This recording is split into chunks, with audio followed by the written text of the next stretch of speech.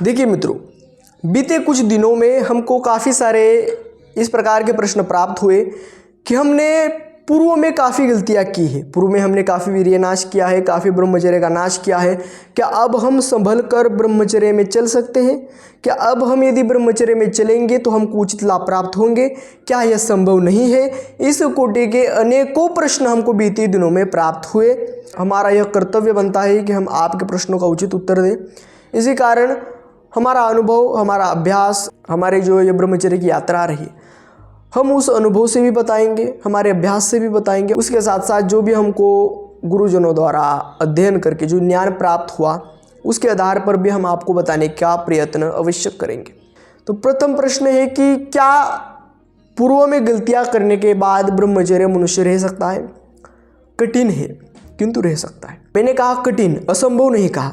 कठिन है किंतु वह मनुष्य रह सकता है। क्या होता है कि जब आप पूर्व में गलत अभ्यास करते हो, गलत चेष्टाएं करते हो, गलत कार्य करते हो, पूर्व में आपने काफ़ी वीर्य नाश किया है, काफ़ी ब्रह्मचर्य नाश किया है, तब उस परिस्थिति में होता क्या है कि आप तुरंत और कुछ ही दिनों के अंदर ब्रह्मचर्य में नहीं रह सकते।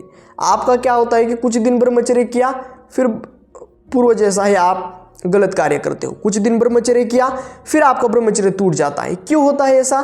क्योंकि आपने पहले गलत कार्य किया होता है, पहले अपने गलत अभ्यास बनाया होता है, इसी कारण यह होता है। अब यदि किसी शराब पीने वाले हर रोज शराब पीता है, 1 साल तक 2 साल तक वह शराब पीते रहा, उसको कहे कि अचानक आप शराब पीना बंद कर दे, तो वह मनुष्य क्या करेगा? अचानक से तो वो बंद नहीं कर सकता। यदि अचानक से वह शराब पीना बंद करेगा तो फिर उसके बुद्धि पर परिणाम होगा। वो फिर क्या करेगा कि 1-2 महीना तो बिल्कुल पिएगा नहीं, लेकिन फिर ऐसा पीना शुरू करेगा शराब कि फिर उसको कोई रोक नहीं पाता। ऐसी ही परिस्थिति आपके साथ हो सकती है। यदि आप काफ़ी सालों से, काफ़ी वर्षों तक ब्रह्मचर्य का नाश करते आए हो, अचानक से आपने ब्रह्मचर्य का नाश करना बंद कर दिया, तो आपके बुद्धि पर परिणाम होता है। आप अशांत रहते हो, अस्थिर रहते हो, कुछ कर नहीं पाते, किसी में आपका लक्ष्य नहीं रह पाता। सदा आपको ब्रह्मचर्य नाश करने के लिए मन प्रवृत्त करता है, आपके विचार प्रवृत्त करते हैं, और फिर 1 महीना 2 महीना तो आप संयम से रह पाते हो, किंतु फिर भ्रष्ट हो जाते हो। या फिर 4 से 5 दिन, 1 हफ्ता 2 हफ्ता रह लेते हो ब्रह्मचर्य, फिर भ्रष्ट हो जाते हो। फिर आप ब्रह्मचर्य का नाश करते हो, फिर महीना 2 महीना ब्रह्मचर्य का नाश कर दिया, फिर थोड़ा दिन ब्रह्मचर्य करते हो। ऐसा शुरुआती दिनों में होता है, किंतु असंभव तो नहीं है, शक्य है। थोड़ा कठिन है, किंतु अशक्य, असंभव सी चीज़ नहीं होती।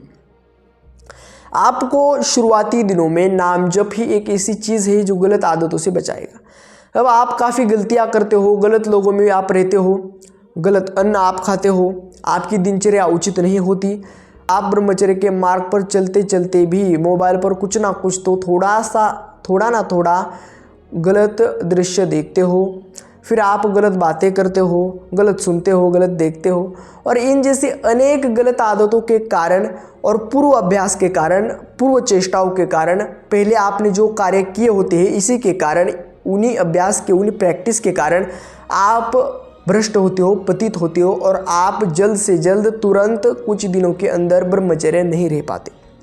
अब आपको देखिए, इसी कारण आपके प्रश्न का उत्तर इसी प्रकार से हम देने का प्रयास कर रहे हैं कि क्या कि संभव है किंतु थोड़ा सा कठिन है। यदि आपने पूर्व में काफ़ी गलतियां की है, पहले काफ़ी गलतियां की है, तो अब ब्रह्मचर्य रह सकते हो आप। थोड़ा सा कठिन है इस मार्ग पर चलना, थोड़ा सा आपको मन को अधीन करना पड़ेगा, मन पर नियंत्रण प्राप्त करना पड़ेगा। इसी कारण आपको शुरुआती दिनों में तो प्राणायाम यानी प्राणवायु जो है, यानी आप जो सांस अंदर लेते हो बाहर लेते हो, उसका अभ्यास करना, यानी अनुलोम विलोम करें। एक द्वार से सांस अंदर ले और एक द्वार से सांस बाहर, अनुलोम विलोम, इसका अभ्यास करें, अनुलोम विलोम का।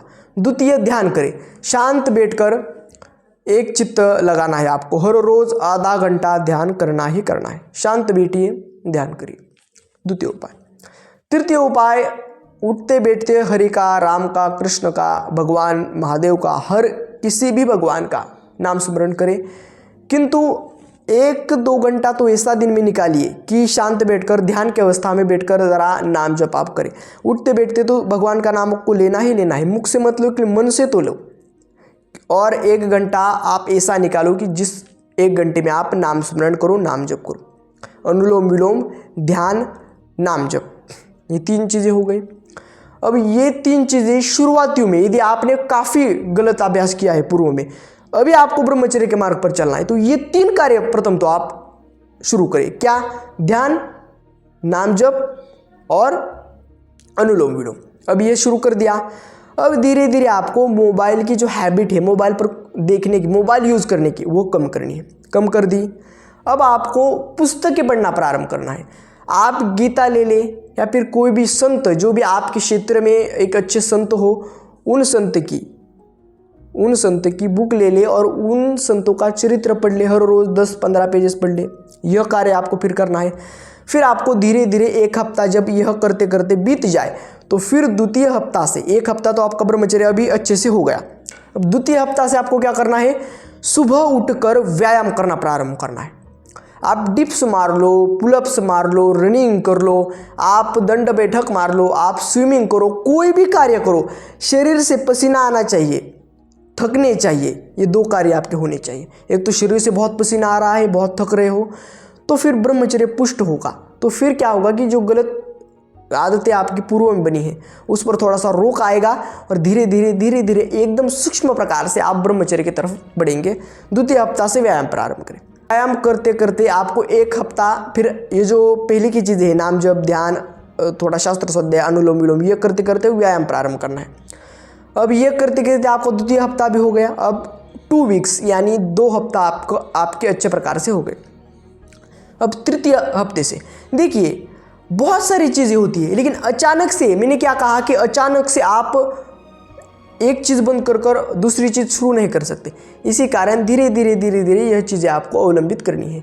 इसी कारण हम इस प्रकार से बता रहे हैं कि पहले हफ्ता में केवल नाम जप करो, केवल ध्यान करो, केवल अनुलोम विलोम करो, केवल अच्छी पुस्तकें पढ़ो। इस दौरान ब्रह्मचर्य खंडित भी होता है तो भी फिर से ब्रह्मचर्य धारण करो। और जब तक 1 हफ्ता अच्छे से ये चीज़ें करते करते 1 हफ्ता अच्छे से नहीं होता, तब तक द्वितीय हफ्ता में व्यायाम शुरू नहीं करना है।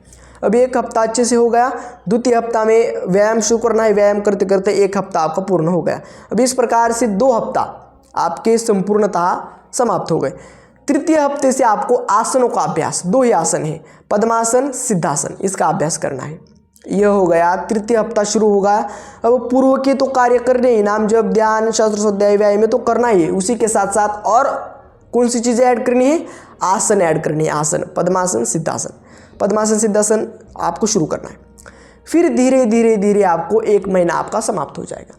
इस प्रकार से यदि आपने हर महीना फिर 1 महीना यदि आपका पूर्ण हो गया, तब क्या होगा? 1 महीना जब आपका संपूर्णतः 3 या 4 हफ्तों का 1 महीना होता है, 1 महीना यानी 1 मंथ कंप्लीट हो गया, संपूर्णतः समाप्त हो गया, तब आपको क्या करना है कि ये सभी चीज़ें जो आपने की है 1 महीने में, वह एकत्रित करनी है। यानी अब आपको क्या करना है कि 1 महीना हो गया, दूसरे महीने के पहले तारीख से आपको नाम जप, ध्यान, प्राणायाम, योगा, आसन, व्यायाम सब कुछ करना है। और इन सभी के लिए आपको एक दिनचर्या बनानी पड़ेगी। अब आती है बात दिनचर्या की। दिनचर्या आपको बनानी है, योग्य दिनचर्या को अपने जीवन में लाना है। सुबह उठने से लेकर रात्रि को सोने तक एक योग्य टाइमिंग रखना है हर चीज़ का। सुबह व्यायाम करें, फिर डाइट ले, फिर दोपहर में आहार ग्रहण करें, फिर दिन में 1 घंटा निकाल कर शास्त्र स्वाध्याय यानी पुस्तकें पढ़ें, फिर मोबाइल में सत्संग भजन देखने के लिए 1 घंटा निकालें, फिर यदि आप स्टूडेंट हो तो स्टडी करने के लिए, अध्ययन करने के लिए 1 घंटा निकालें, कोई कार्य, कोई बिजनेस करते हो तो उस काम के लिए योग्य आपको समय निकालना है। ब्रह्मचारी की योग्य दिनचर्या क्या है, इस पर हमने मार्गदर्शन दिया है, वह जाकर आप देखिए। फिर योग्य दिनचर्या आपको जीवन में लानी है। इस हिसाब से फिर आपको उस दिनचर्या से ही जीवन व्यतीत करना है। फिर आप धीरे धीरे एकदम सूक्ष्मता से, एकदम धीरे धीरे आप ब्रह्मचर्य की तरफ बढ़ेंगे। इस दरम्यान क्या क्या होगा, क्या क्या अनुभव आपको आएगा? इस दरम्यान आपका स्वप्न दोष 100% स्वप्न दोष होगा। तब आपको शांत बैठना है, मन को शांत रखना है, धैर्य रखना है, क्योंकि आपने पूर्व में गलतियां की है, इसी कारण यह हो रहा है। यह द्वितीय कारण, नेगेटिविटी सताएगी, गलत विचार भी सताएंगे आपको, लेकिन उस वक्त भी आपको धैर्य रखना है और केवल नाम जप करना है।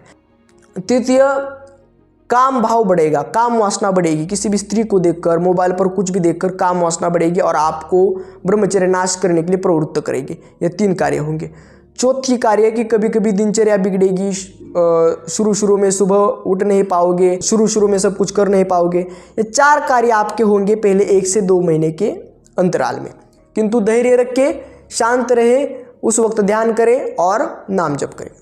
ये सभी चीज़ें कर यदि आप ब्रह्मचर्य का पालन करते हो तो पूर्व में आपने कितनी भी गलतियां की हो किंतु अब आप अच्छे से ब्रह्मचर्य कर पाएंगे। यह आपके प्रश्नों का योग्य उत्तर तथा सभी समाधान हमने बता दिया। अब दूसरा भी प्रश्न होता है, क्या संभव है? जी संभव है, संभव नहीं है ऐसा नहीं है, संभव है। यह आप बात ध्यान में सुनिए। कितनी देर लगेगी? तो 1 वर्ष लगेगा आपको, कंप्लीट 1 ईयर आपको लगेगा अच्छे से ब्रह्मचर्य में आने के लिए, ब्रह्मचर्य की योग्य अवस्था तक आने के लिए। तो ये सभी चीज़ों को जाने समझे और अब आपको केवल ब्रह्मचर्य के ऊपर ध्यान देना है। अब 4 गलतियां ऐसी है जो आप ब्रह्मचर्य के दरमियान करते हो, वो आपको करनी है। चलिए वो गलतियां जानते हैं। जब मनुष्य पूर्व में गलत आदतों के बाद पूर्व में काफ़ी उसने ब्रह्मचर्य नाश किया है, फिर वो ब्रह्मचर्य में जब जाता है तब शुरुआती में काफ़ी गलतियां करता है। उन गलतियों को आपको करना नहीं है, उन गलतियों में सुधार करना है और वह गलतियां आपको करनी नहीं है।